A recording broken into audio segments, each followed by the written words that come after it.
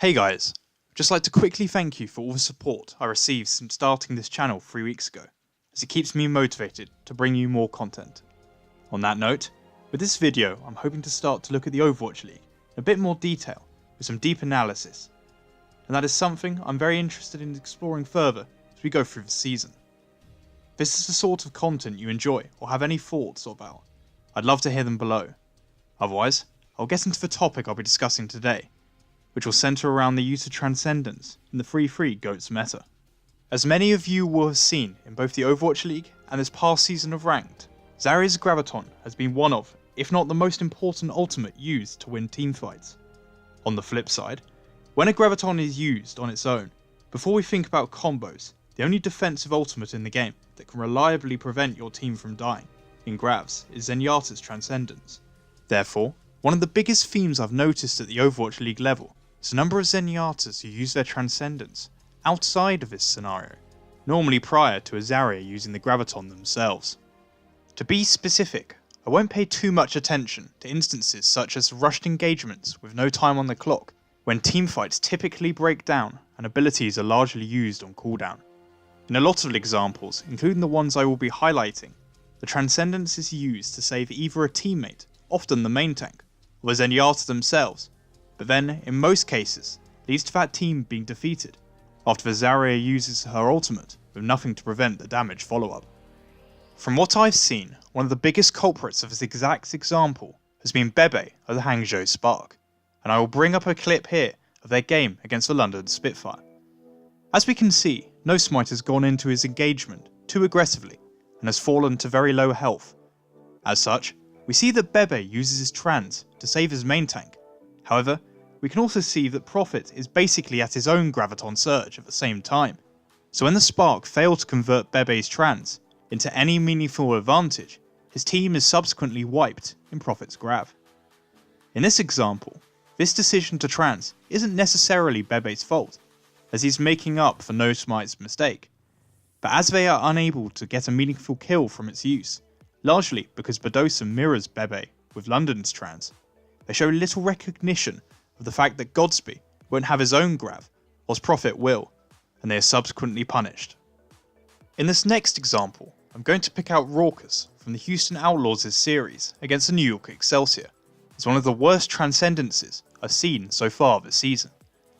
We can see that Muma has been shattered and is falling low on HP, so Raucus could use his trans here to save him and hope that the rest of the Outlaws can go in aggressively and punish New York before Nene uses his Graviton. In reality though, he not only lets Muma die, but he doesn't wait patiently for Nene's Grav.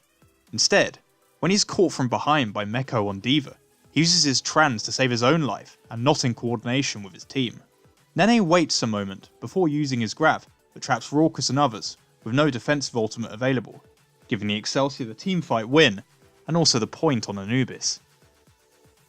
There are other examples like these that I could go into detail with, but they are all principally the same.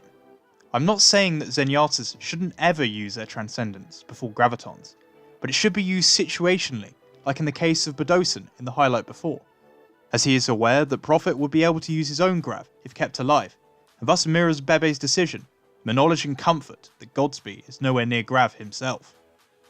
The main issue is that in too many situations, the team does not follow up on the Transcendence that has kept them alive, to push in aggressively and punish the enemy team whilst they are at a hailing disadvantage. In some cases, there are in fact teams that indeed use this as their preferred strategy, and look to focus either the main tank, or more importantly the Zarya, as if she is taken out, the team that used trans no longer has to fear about losing to Grav in the same fight. One of the best examples of this strategy in action was seen in the Seoul Dynasty New York game last Sunday, on the part of a Dynasty. It was clearly communicated on Ilios that once Ryu Jae-hong earned his Transcendence, the entire team behind Fisher would collapse onto the rest of New York. As they did this, their primary target would be Nene, who would not only be able to use Grav if he died, but also due to the amount of damage output that Zarya can produce. If she dies first, this results in that team losing the teamfight 90% of the time in Overwatch League at the moment. This strategy has its benefits and almost won Seoul the round. However, it has one crucial problem. in that it basically creates a seesaw in engagements, with one side winning first, before Zarya returns and wins easily with an unchallenged grav. As we saw in this game, if a dynasty, despite being in a better position to win, misplay this strategy and actually lose their own Zarya first in this case, whilst Nene survives, it guarantees both a loss in this fight as well as in the following one, and as such resulted them in losing the map. New York and Jonak show us in the same series how keeping it simple with the Graviton Trans theory is one of the best ways for teams to find success. At halftime, we saw this graphic that highlighted the stylistic difference between how Jonak was using his Transcendences compared to Ryu Jae-hong. We see that Jonak, unlike other Zenyatas who use their Transcendence too early, he will be patient and wait to either mirror his opponent or until the enemy team has simply used Graviton, which then forces them to have to invest more resources in themselves into finding any kills, either through more ultimates like Diva Bomb or abilities like Rhine Charge. In this example on Numbani, we see both of these strategies in action, as Jonak waits for Fletter's grav, which prevents the team from taking any damage from a dynasty's engagement that comes with Jae-hong's trans. Seoul eventually win out this teamfight, but the cost at the end of it shows the difference and advantage of just playing more patiently as Jonak does. New York can go into this next fight quickly, knowing that Jae-hong is not near his Transcendence, whilst Nene has his own grav available. About 30 seconds later in the next teamfight, Nene uses his grav.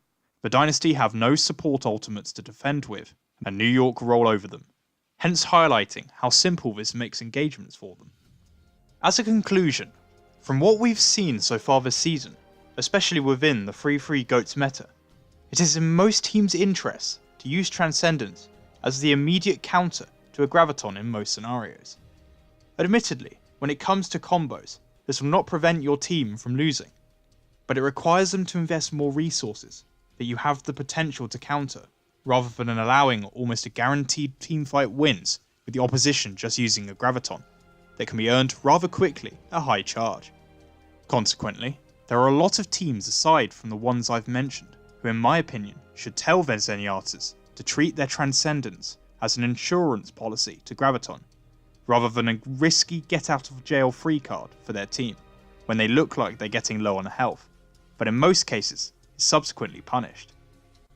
Indeed, you can look like Seoul attempted to make this a major strategy in terms of a game plan, but it has to be executed perfectly, especially in terms of killing the enemy Zarya. Otherwise teams even at a lower level than New York will find themselves winning teamfights with better ult economy as well. I hope you enjoyed this slightly different style of video. If you would like to see more content like this, please let me know in the comments below. Otherwise, please like and subscribe for more Overwatch League content, including my coming daily reviews.